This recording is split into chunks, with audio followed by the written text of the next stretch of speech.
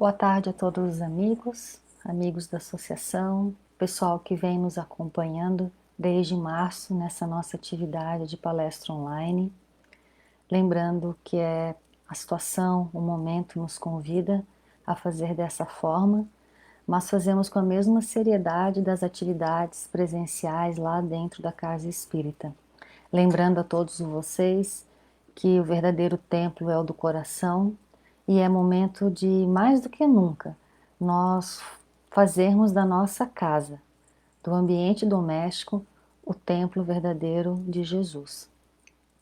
Diante disso, nós vamos convidar cada um de vocês que está nos seguindo neste momento a fazer uma oração de agradecimento a Jesus pelos benefícios recebidos através da doutrina espírita, que nos esclarece e nos consola ao mesmo tempo, fazendo que os nossos corações vivam com coragem, bom ânimo e fé. Obrigada, Senhor Jesus, obrigada, espiritualidade amiga que nos acompanha sempre, assim seja.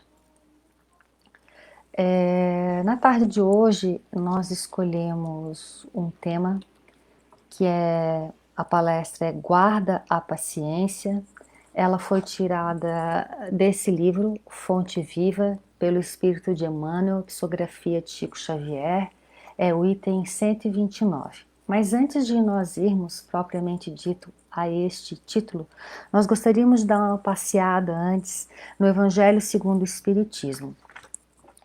O tema paciência dentro do Evangelho foi colocado dentro do capítulo Bem-aventurados os que são brandos e pacíficos, que está lá em Mateus, versículo 5, capítulo 5, de versículo 4 ao versículo 9.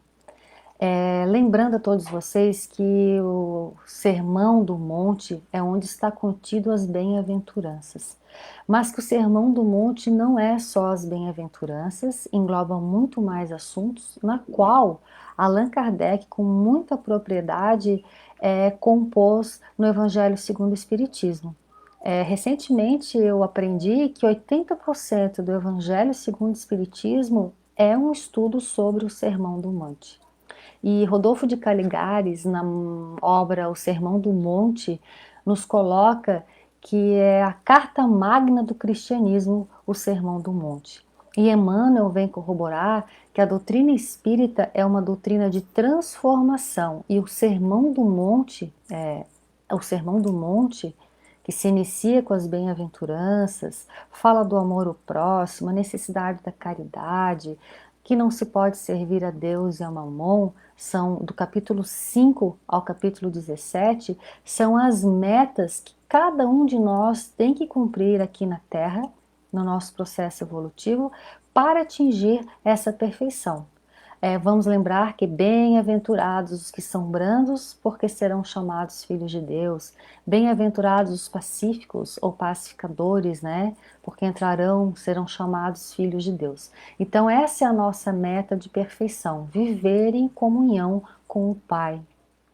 Ver face a face, refletir a face de Deus sobre a nossa face. São inúmeras referências que Jesus fala, mas todas elas nos mostrando, né, Jesus nos ensinando de que a nossa meta de perfeição é viver em comunhão com a lei de Deus. A de hoje, bem-aventurados os brandos ou os pacificadores, porque serão chamados filhos de Deus, nos faz um convite, né? Um ensinamento de que nós temos que procurar dentro de nós viver em harmonia com os nossos semelhantes. No Evangelho segundo o Espiritismo, Allan Kardec colocou a paciência dentro de outros temas e englobou dentro desse tópico, bem-aventurados os brandos.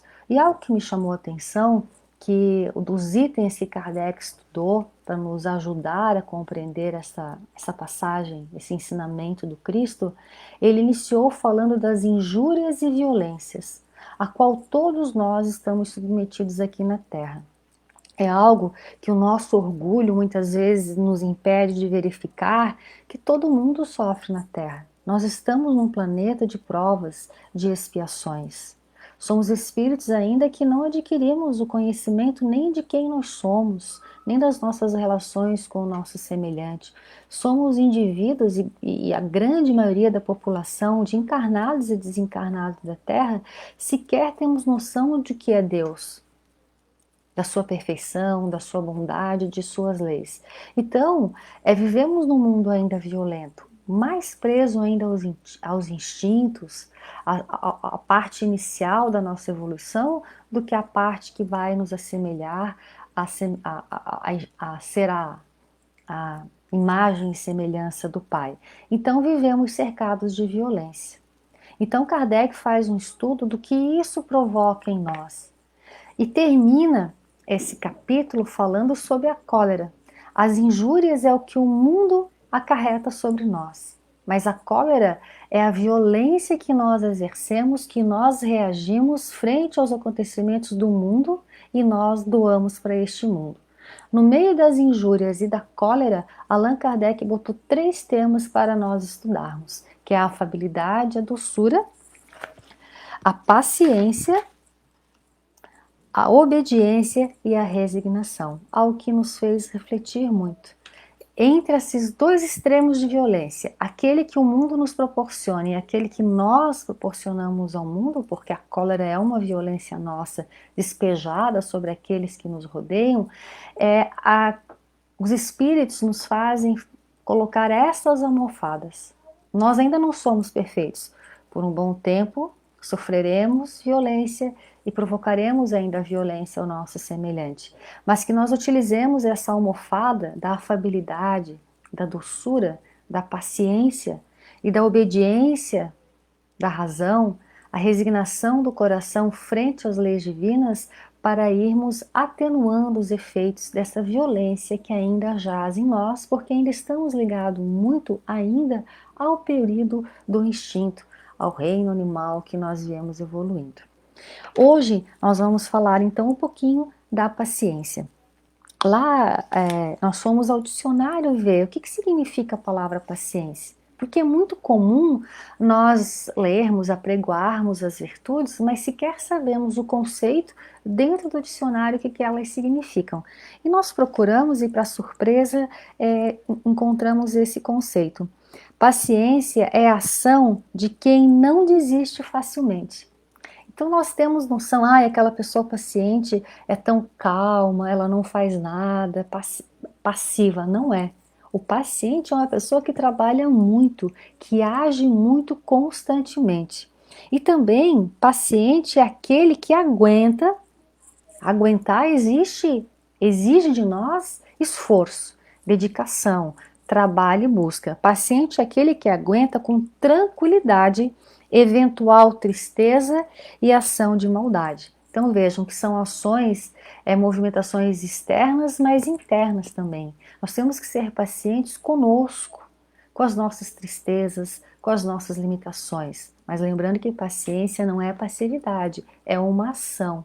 Nós vivemos com esses sentimentos e nós temos que agir, trabalhar com eles para que eles se modifiquem cada vez para melhor. A ação, o modo como a paciência age, ainda é muito desprezado pelo mundo materialista, hedonista que nós vivemos. E nós, às vezes, temos a dificuldade, achamos bonito, gostaríamos de ser, mas desprezamos os veículos de ação da paciência. E nós enumeramos alguns. A paciência, para ela agir e ser efetiva, muitas vezes ela tem que fazer o silêncio da palavra e do verbo. Mas essa paciência, para que a gente faça esse silêncio do verbo, que muitas vezes vai agredir, vai criticar, vai contrariar, ela precisa de ação da oração, para que nós nos mantenhamos firmes na proposta de ser pessoas que estão somando ao meio, de pessoas que estejam contribuindo para o equilíbrio do meio onde ela está inserida. Além do silêncio, da oração, a paciência exige de nós um trabalho interno que é feito no anonimato. Tem outra parte do evangelho que eu não recordo, que muitos dos nossos sacrifícios, dos nossos esforços não vão ser percebidos por ninguém. somente por nós, mas por Deus. E nós não deveríamos já estar mais satisfeitos com o conhecimento que a doutrina nos traz, que basta nós e Deus saber o nosso esforço, a nossa dedicação e o nosso empenho, mas nós ainda vacilamos nisso também. Nós às vezes fazemos este movimento de paciência, de de, de ter coragem de silenciar frente a uma ofensa, do esforço de conter um ímpeto de cólera, mas nós gostaríamos que o outro reconhecesse, que as pessoas reconhecessem. E quando nós não temos isso, muitas vezes nós desanimamos do cultivo e do exercício dessa virtude. Então, é um trabalho interno, solitário e no silêncio. Mas tenhamos certeza que Deus, nos seus mecanismos de justiça, de sabedoria, de misericórdia, está vendo esse nosso esforço e vai fazer com que, numa lei natural de atração, de repulsa, de afinidade ou não afinidade, nós sejamos envolvidos pela aura da bondade, da afabilidade, pela doçura que a paciência nos traz. E nós conhecemos pessoas assim. Não é bom conviver com pessoas pacíficas? Quem não gostava? Nós temos relatos das pessoas que foram conhecer o Chico Xavier em Minas, que elas não conseguiram dizer nada. Outras se prostravam ao solo de joelhos chorando. Não de Chico Xavier somente, mas de várias personalidades que exalavam a bondade, a paciência, a dedicação ao próximo. E temos o exemplo máximo em tudo, como sempre, de Jesus. Quem leu a obra 2000 anos de Emmanuel, psicografia de Chico Xavier, quando o Públio Lentulus, o senador romano, né, que era a figura, uma das figuras máximas da Judéia dominada pelos romanos, não tem, por orgulho, não tem coragem de procurar o Cristo para salvar a sua filha, mas Jesus vem ao encontro de Públio, ele cai de joelhos. Mesmo um senador romano, ele não consegue. Por quê? A aura do Cristo, entre todas as virtudes no máximo, projetava sobre ele essa luz. Então, quando nós projetamos uma luz pequena, mas em forma de paciência, as pessoas que convivem conosco vão perceber.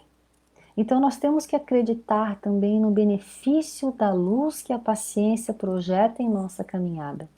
Nós caímos, nós temos lágrimas, nós temos revolta e desânimo, porque nós não acendemos a luz interior que nós temos, que foi colocado por Deus em nossa, quando nos concebeu. Jesus falou: vós sois luz do mundo, vós podeis fazer o que eu faço e muito mais. O que é essa luz interior? Nós não vamos de súbito nos transformar num farol, mas podemos, modestamente, ser uma luz de uma vela, de um vagalume, de um fósforo, mas que já vai iluminar a nossa caminhada e de muitas criaturas que circulam em nossa psicosfera, seja no âmbito familiar, do trabalho, da comunidade onde nós estamos inseridos. E nós, espíritas, não podemos deixar de esquecer que na nossa psicosfera gravitam também espíritos. Paulo nos lembra, nos ensinou, caminham em torno de nós uma nuvem de espíritos que também vão se beneficiar com essa luz do nosso esforço o que nós estamos, por exemplo, falando hoje, da paciência. Existe um estudo da Federação Espírita Brasileira, a qual nós estamos fazendo segunda-feira à noite, um estudo online, que é essa apostila aqui, Estudo Aprofundado da Doutrina Espírita, que vocês podem baixar em PDF, entrando no site da Federação Espírita Brasileira, que eles fazem um estudo de bem-aventurados os pacíficos e pacificadores, que nós gostaríamos de falar para agregar com o estudo sobre a paciência. Eles colocam assim: há uma diferença fundamental entre ser pacífico e pacificador. Pacífico é um amigo da paz. Pacificador é aquele que, além de pacífico, trabalha, age em favor da paz. E a paciência é um aliado, é uma vestimenta da paz. O pacífico às vezes pode ser passivo.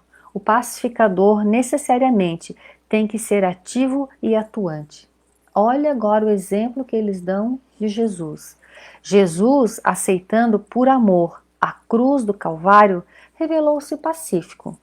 Perdoando os seus algozes, os agentes da crucificação, tornou-se um pacificador.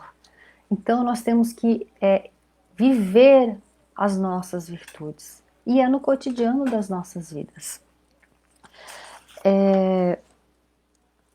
No Evangelho segundo o Espiritismo, agora, Kardec não, um espírito amigo de uma comunicação do ano de 1862, uma coisa que eu fiquei pensando quando eu preparava este estudo, Allan Kardec codificou a doutrina na metade do século XIX. E paciência já era um tema importante, oportuno.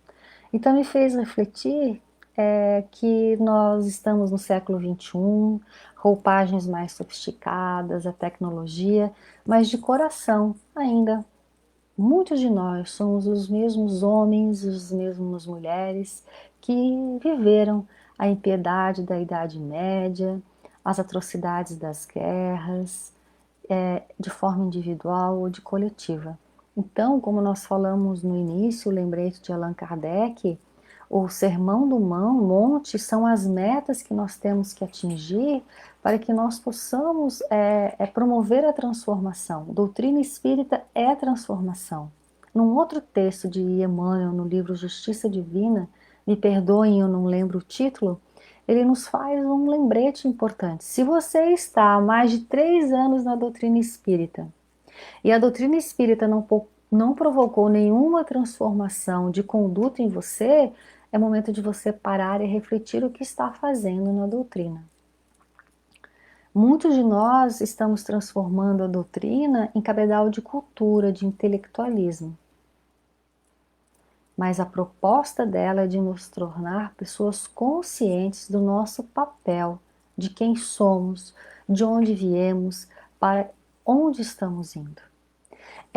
Bem-aventurados, também um esclarecimento do espírito de Emmanuel, são aquelas pessoas, espíritos que tomaram consciência de quem são, o que estão fazendo aqui, para por que foram criados, e tomaram consciência de suas responsabilidades, fazendo um esforço de abandonar as ilusões do mundo para finalmente buscar a convivência com as leis divinas. Então façamos essa reflexão, para que nós possamos ter mais coragem, mais persistência, bom ânimo nessas virtudes. No caso de hoje que nós estamos conversando, de ter paciência. Paciência com a situação do momento, paciência com as possíveis e limitantes situações que nos impedem de movimentar-se para onde nós quisermos, que impede o crescimento profissional, o crescimento estudantil, a nossa ida à casa espírita, enfim, muitos de nós estamos tolhidos naquilo que nós gostaríamos de fazer. E Emmanuel, mais adiante no texto que nós tiramos o título Guarda a Paciência, vai falar e nos explicar por que a paciência é tão importante, por que muitas vezes nós somos limitados dos nossos sonhos e dos nossos desejos. Porém, antes nós gostaríamos de ler do Evangelho, no capítulo 9, o tema da paciência, que o Espírito nos fala assim, a vida é difícil, bem eu sei. Então a espiritualidade amiga que nos rodeia, eles sabem que é difícil viver neste corpo físico, que é um desafio muito grande, mesmo porque eles já viveram e voltarão a viver. Como daqui a pouco nós estaremos do lado de lá, vendo a dificuldade que nós passamos e que aqueles que estão encarnados estão passando. Então a vida é difícil, bem eu sei. Compõe-se de 1000 nadas, que são outras tantas picadas de alfinetes, mas que acabam por nos ferir. Então as pequenas contrariedades domésticas, que são repetitivas, às vezes vindo das mesmas pessoas, do mesmo local de trabalho, os mesmos desafios profissionais nos machucam. Os espíritos falam, vocês estão sendo machucados. Às vezes nós estamos sangrando, estamos nos sentindo ferido. Eles não negam isso, nós estamos sendo feridos. Mas aí ele fala: se porém atentarmos nos deveres que nos são impostos, nas consolações e compensações que por outro lado recebemos, havemos de reconhecer que são as bênçãos muito mais numerosas. Então, essa parte do texto nos fala 3 palavras importantes que nós temos que nos atentar para entender os conceitos e como aplicar. O que é dever? Nós ainda ligamos dever ao dever do trabalho, da remuneração, mas a doutrina e Jesus vem nos mostrar o dever como instrumento de progresso, de oportunidades que a vida nos dá no cotidiano, na rotina, uma vida inteira para que nós possamos progredir e reajustar as nossas consciências com a lei que nós infringimos. Então, se nós, muitas vezes nós não sabemos o caminho a seguir, não temos o que fazer, né? Vamos cumprir com os deveres que estão no dia de hoje. Não importa se nós estamos numa cadeira de um magistrado, num centro cirúrgico, dentro de uma casa, cuidando de uma criança, né, de várias crianças, tendo que fazer serviços domésticos que às vezes nós não gostaríamos de estar fazendo, mas é o que está à nossa disposição. Cumprir o dever com aquele que a vida me colocou hoje aqui. Muitos de nós estamos convivendo em ambiente doméstico com pessoas que às vezes nós não gostaríamos de estar convivendo, ou gostaríamos de ter um tempo de conviver com ela, mas por essa situação de isolamento nós temos que conviver 24 horas. Não nos esqueçamos que muitos de nós estamos vivendo sozinhos, conosco mesmos, convivendo conosco, com parte de nós que nós não gostamos, mas que o dever do momento nos impõe. É porque há um motivo. E ainda consolações e compensações. Aí eu fiquei refletindo comigo mesmo. Será que nós estamos fazendo essa avaliação do se eu estou cumprindo com os deveres, com bom ânimo, com alegria? Estou vendo, sendo grato com as coisas boas que estão acontecendo comigo, porque sempre tem? Ou eu estou só reclamando? E essa reclamação me deixa colérico, me deixa irritadiço, fazendo com que eu perca a paciência. Às vezes eu tenho um pouco de paciência, mas esse não reconhecimento, não ser grato à vida, é uma nuvem que toca. Já essa pouca luz da paciência que nós possuímos e que nós poderíamos estar projetando em torno de nós para o nosso próprio benefício. E por fim, no tema paciência, o Espírito conclui: o fardo parece menos pesado quando se olha para o alto de quando se curva para a terra à fronte. Ele está falando da imortalidade. Só olharmos o aqui e agora, o ser encarnado que somos, às vezes as coisas ficam difíceis. Mas se nós olharmos o antes, o aqui e o depois, somos espíritos imortais. Essa aqui é uma existência, mas temos inúmeras existências.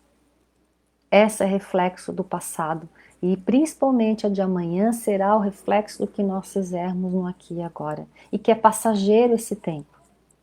Talvez 80 anos, 90 seja pesado, mas o que é frente a uma eternidade? As compensações dessa vida futura. Coragem, amigos, tendes no Cristo vosso modelo. Mais sofreu ele do que qualquer um de vós, e nada tinha que expenitenciar, ao passo que vós tendes de espiar o vosso passado e vos fortalecer para o futuro. Sede, pois, pacientes, sede cristão. Esta palavra resume tudo. Então, quando nós quisermos fraquejar na paciência, lembremos, somos cristãos. A gente não fala, eu sou espírita? Ser espírita é ser cristão. Então vamos ter a coragem de reagir a essa agressividade, essa violência em forma de nós, de cólera, que vai obscurecer a nossa paciência.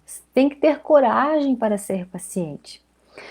E o tempo já está se extinguindo, já passou, na verdade, quase, né, Júlia? A Júlia está aqui me assessorando. E o tema da palestra que a gente colocou, guarda a paciência, que nós queríamos ler um pequeno trecho que começa com Paulo na carta de Hebreus. Porque necessitais de paciência para que depois de haverdes feito a vontade de Deus, possais alcançar a promessa. Nós necessitamos, para a nossa evolução, da paciência, de permanecer firmes, confiantes, tendo tranquilidade frente às adversidades. Para quê? Porque nós temos que cumprir a vontade de Deus. O que é a vontade de Deus? São as suas leis de justiça, de amor e de caridade, para que possais alcançar a promessa. Que promessa? De sermos felizes, que é sinônimo de perfeição. Aí Emmanuel fala assim: provavelmente estarás retendo há muito tempo a esperança torturada. Desejarias que a resposta do mundo aos teus anseios surgisse imediata, agasalhando-te o coração. Entretanto, que paz desfrutarias do triunfo aparente, dos próprios sonhos, sem resgatares os débitos que te encadeiam ao problema e à dificuldade. Aí é uma reflexão que a gente tem que sempre estar buscando. Quem somos nós? De novo, espíritos em evolução, testando virtudes, mas que também temos débitos frente à lei. Não é o outro, não é frente a Deus, é a própria consciência. Então, nós somos espíritos em reajustes frente à lei. E o que temos que encarar então frente a esse reajuste dessa lei? Para quitar nossa consciência, para que possamos dar um passo adiante na nossa evolução. Aí Emmanuel faz uma pequena sequência. Um lar convertido em forja de angústia, a instituição a que servimos, onde sofremos intromissão da calúnia ou o golpe da crueldade, o parente a quem damos carinho e respeito, mas que nos recolhem com desprezo e ingratidão, são as leis de reajuste e débito da injustiça que cometemos com outros no passado. Uma rede de obstáculos que nós não conseguimos superar, a conspiração das sombras, que é a interferência negativa dos espíritos em nossa vida, a perseguição gratuita, a enfermidade do corpo, a imposição do ambiente onde estamos vivendo. Se as provas te encarceram nas grades constringentes do dever a cumprir, tenha paciência e satisfaz as obrigações a que te enlaçastes. Por isso que Kardec coloca obediência e resignação. Obediência é o consentimento da razão, de quem conhece as leis de Deus. E resignação é o consentimento do coração, de que nós reconhecemos que algumas situações não podem ser mudadas, mas estarmos nos preparando para quando mudar nós estarmos em equilíbrio, prontos para continuarmos determinadas atividades, retornarmos ao convívio com outras pessoas. E aí é que está o papel da paciência nesse processo. Não renuncies ao trabalho renovador, porque se é da lei de Deus sermos felizes através do progresso, é da lei de justiça que cada um pague aquilo que está devendo frente à lei. Não renuncies ao trabalho renovador. Quando nós perdemos a paciência, quando abrimos a mão da paciência no cotidiano de nossas vidas, nós estamos renunciando a uma oportunidade de trabalho de renovação em nossas vidas.